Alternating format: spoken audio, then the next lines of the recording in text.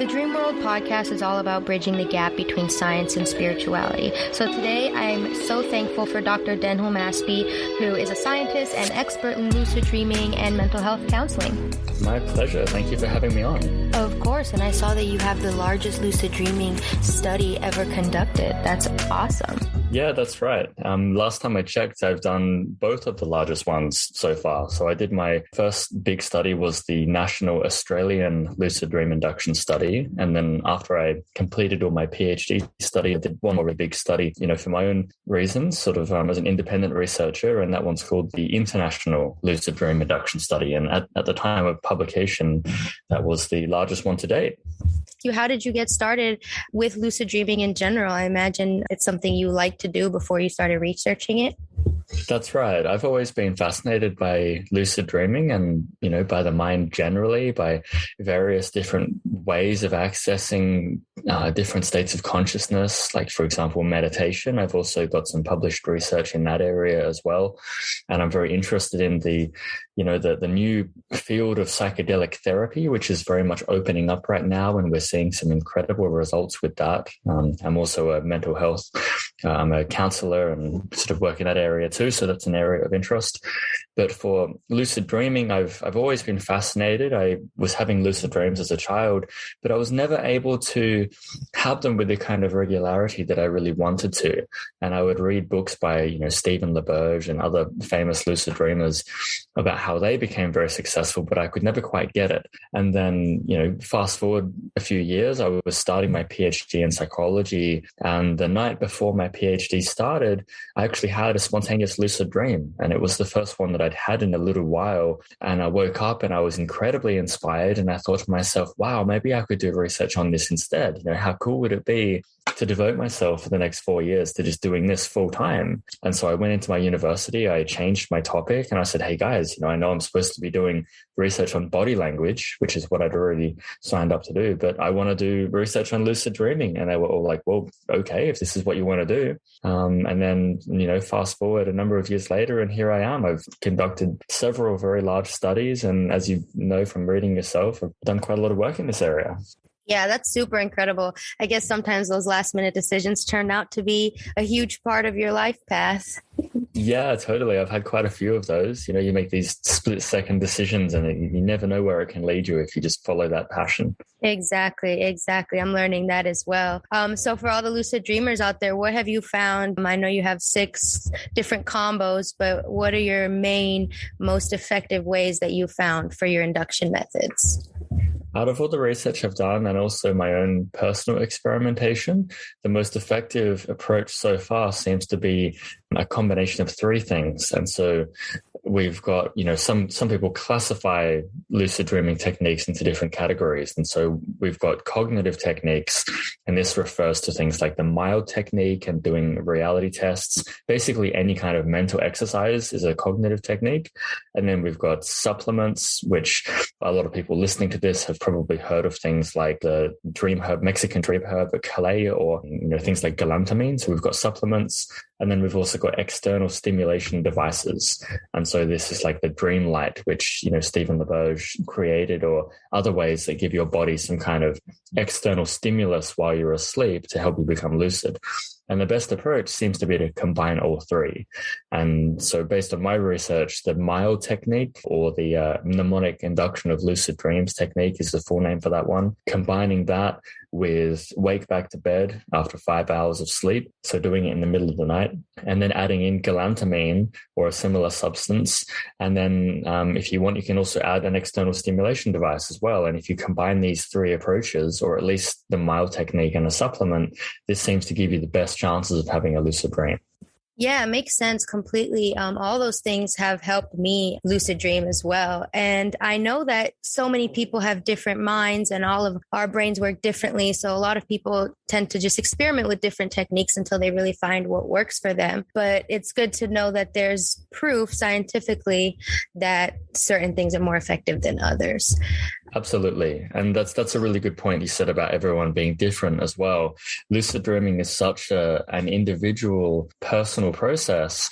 And one of the things that I've always emphasized to people, because I've done, for a while there, I was doing one-on-one lucid dreaming coaching with people. And then I decided to put all of that knowledge into a video course. I made this 6-week video course to learn lucid dreaming. And one of the key features of that course and the one-on-one work that I did was to guide people through a process of trying a whole range of different techniques. So, even the mild technique itself, sometimes you want to, for someone that sleeps very heavily, you need to wake yourself up a little bit more to do the technique so that you can complete it before falling asleep. So for someone like that, instead of just, setting an alarm after 5 hours and then doing the technique, you might want to actually get out of bed and maybe read about lucid dreaming for 15 minutes or something before doing the technique. Whereas someone else who's a very light sleeper, you don't want to wake yourself up too much. You want to just set the alarm, do the technique straight away, and then go back to sleep.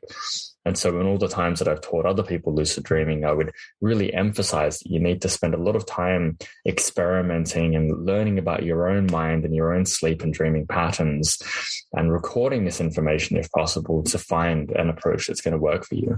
Yes, completely. It makes sense. It's definitely a very personal practice. Yeah, absolutely. This is something, again, that I include in the course that I created. So I get people to document their own specific dream signs. And, as you would know, and many listeners know, people have very unique dream signs, which are recurring elements. So some people, myself, for example, I often drink about large bodies of water. So like lakes or oceans or things like that. Other people, it might be other things. I had one of my clients would dream about red cars, like almost every night. It seemed like such a random thing that they would dream about, but it was really useful because when we identified that, we would get them to do a reality test every time they saw a red car. And by making it that personal during the day, it helped them to have lucid dreams at nighttime. So I still think that reality testing is a useful technique, but even when you do identify those dream signs, it's usually something that I would consider more like a supporting technique rather than a primary method for having lucid dreams. Yes, definitely. I completely agree. Even from my own experience, I kind of just incorporate it, like you said, as a supplement, and it just kind of helps me to be more mindful and just kind of think ahead about when I'm in that dream and maybe see a dream signal. Might just increase my chances, per se. Exactly. And even just priming your mind to be thinking about lucid dreaming can help. Like, for example, just last night. So yesterday I was interviewed by, here in Australia, ABC Radio. It's one of the larger radio stations. And I had this radio interview and they were asking me all about lucid dreaming. And purely from that, I then last night had the first lucid dream that I've had in a couple of weeks because I've been very busy. I haven't been doing techniques recently, but doing that radio interview and then thinking about lucid dreaming, that was enough to then precipitate a lucid dream myself. And so same with things like reality testing or just spending a bit of time reading about dreams before you go to sleep. It just brings that back up into your mind and increases the chance that you'll become lucid when you're in your dreams. Most definitely. The mind definitely picks up what we're feeding it and it starts to translate. When you become lucid and in your practice in general throughout the years, what do you work on in that space? What kind of things do you use your lucid dreams for? Well, it depends on what kind of priorities I have in my life at the time. Like last night, like right now, I've been focusing a bit more on the therapy side of my career. So I haven't been doing as much lucid dreaming work myself. And so last night was the first one that I'd had for a little while. And so I just used it as an opportunity to, just enjoy myself. So most of that, I just spent the lucid dream flying around and enjoying the environment. It was this kind of beautiful, almost like a hybrid between like a modern city with skyscrapers but also with like jungles and forests and stuff all mixed through. And it was just a lot of fun to just sort of fly through all of that and explore the environment and see how long I could keep it going for. Yeah, that's awesome. Sometimes it's really great to just take it in and just admire and see what the dream has. Do you have any tips for like staying stable in your lucidity and trying to keep it going on for longer? Because I know a lot of people are like, oh, I got too excited and I woke up. Yeah, absolutely. There's lots of techniques. Sometimes they're called stabilization techniques to help keep the dream stable. As anyone out there would know, and I'm sure you do as well, dreams have a tendency to become unstable, and often they sort of transition from one environment, maybe you're in a city 1 second and then it starts to fade out and go blurry, and then all of a sudden you're in a different place, like back in your bedroom or somewhere totally different. And so one thing you can do to help stabilize it, which I always teach people, is to just simply put your hands together as if you're about to start clapping your hands, and just rub your hands together, vigorously. And this sounds like a really strange thing to do, but what it's actually doing is it's flooding your brain, like the motor cortex sort of part of your brain. It's flooding your brain with sensations generated within the dream. And by doing this, it helps to put it informally. It basically locks you into the dream and prevents your brain from receiving signals from your actual physical body, which is, not moving and just lying in bed. And so if you clap your hands together and start rubbing them really fast, and then you just keep that up for as long as you can. And what often happens is the dream can sometimes still fade away and go to blackness or something like that. And this is really critical. This is where people often will then assume that they've woken up, or their lucid dream has ended, and then they give up, and then they actually do wake up, or they go into a non-lucid dream. But the thing is, if you can still feel your hands rubbing together, that means you're still in a dream, because it's pretty much impossible to go from having your hands under your pillow or by your side or whatever position you're sleeping in. You can't really go from that to rubbing your hands together just by doing it in your dream, because your body is paralyzed. So if you can still feel that sensation, you might think that you're just lying in bed rubbing your hands and just sleeping with a partner, what are they going to think of me, that I'm just sort of lying there rubbing my hands together? But if you can still feel that sensation, it means you're still dreaming. So just keep it up as long as you can, and you'll either go back into a dream or you'll wake up and find that your hands are stationary by your side. Makes complete sense. Definitely, it takes some practice, but I definitely see that the more you try and the more you practice, even through the so-called failures, your lucidity will just get better and better.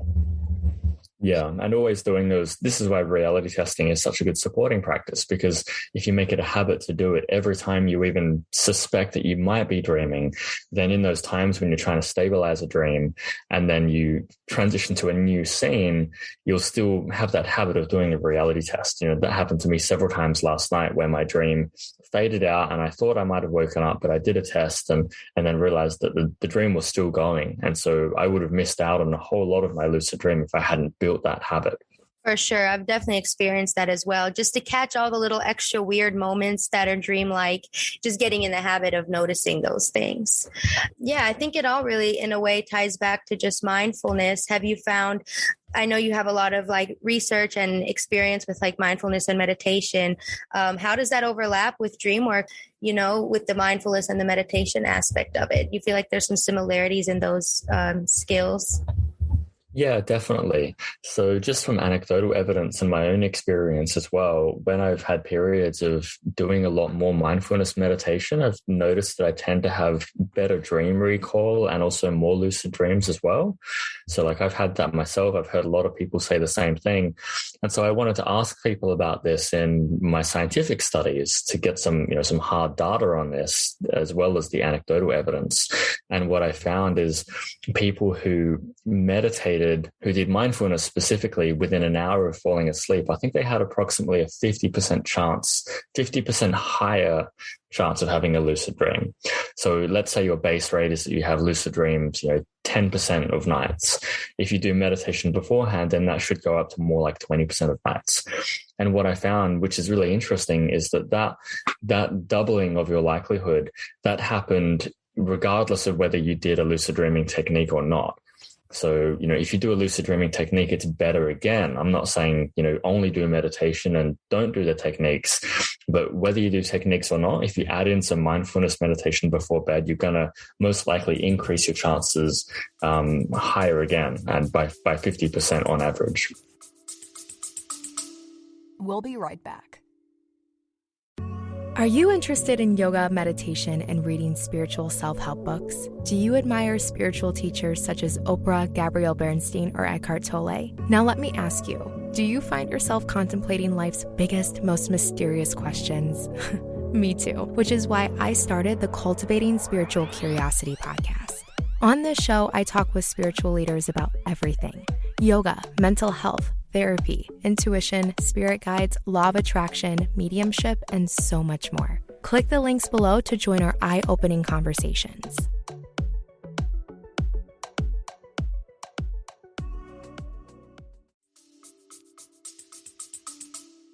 Wow, yeah, that definitely makes sense. I mean, I think just the more you do these types of therapy for your consciousness, as I call it, it's all connected. You'll have better results all around. So that makes complete sense. What's next for your research? Well, next for my research, I'm actually not doing research on lucid dreaming presently. I might come back to it at some point, but right now, as I briefly alluded to at the start, I'm very interested in the use of psychedelics for psychotherapy. And so I'm about to start a new research project looking at people's experiences using these compounds to heal their minds. And I know it's somewhat of a controversial subject. There's been a lot of misinformation and there's a lot of fear around these things. But for anyone that's up to date with the research, we're seeing a huge renaissance and a lot of very serious research looking at the use of things like psilocybin or LSD or MDMA to treat disorders, things like chronic post-traumatic stress disorder or severe treatment-resistant depression. And we're seeing some really incredible results, better results than we can get with other more traditional forms of therapy. And so this is something I'm very fascinated in and something that I would very much like to get involved in. So that's the next thing that I'm planning on doing in terms of research. Yes, that is great. I am most definitely on that wave, not only through my own experiences, but I'm also just fascinated by the science behind it. I think, like you said, there's a certain stigma around it because of the levels of consciousness that these types of therapy can provide and the level of awareness. So I feel like now that people are shifting away from those controlled mental processes, they're starting to use these things to heal. And the results, like you said, have been incredible. So I'm excited to see where you go with that. I know you said you were just getting into it, but what have you found about the science of what that does to our brains and how it helps us heal? I haven't started any of my own research projects yet, but it's an area that I've been following for a long time. So it's something that I'm already quite knowledgeable about. And I think it's just incredible.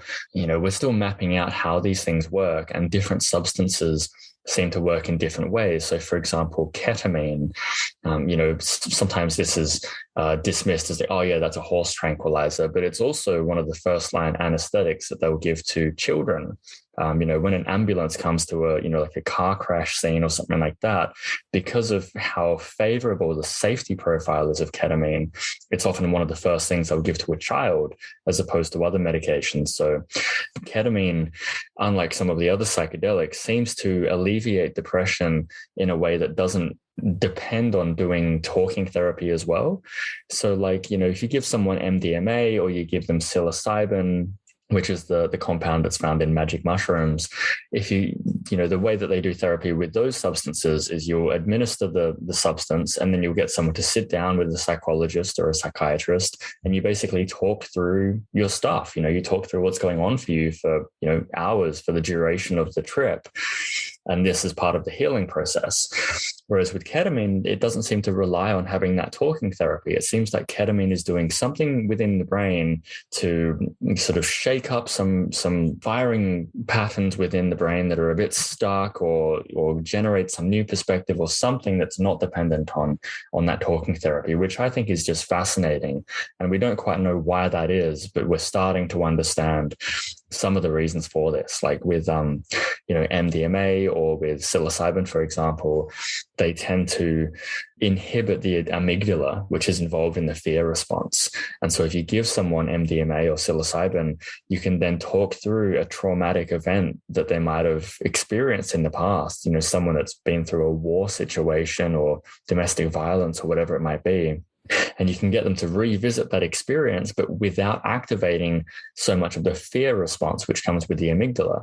And this allows the person to then reprocess those memories and form new connections within the brain that don't trigger the fear that would normally come with it. And we think this is part of why these substances can be so powerful for generating healing. They can literally rewire the brain in a therapeutic kind of a way.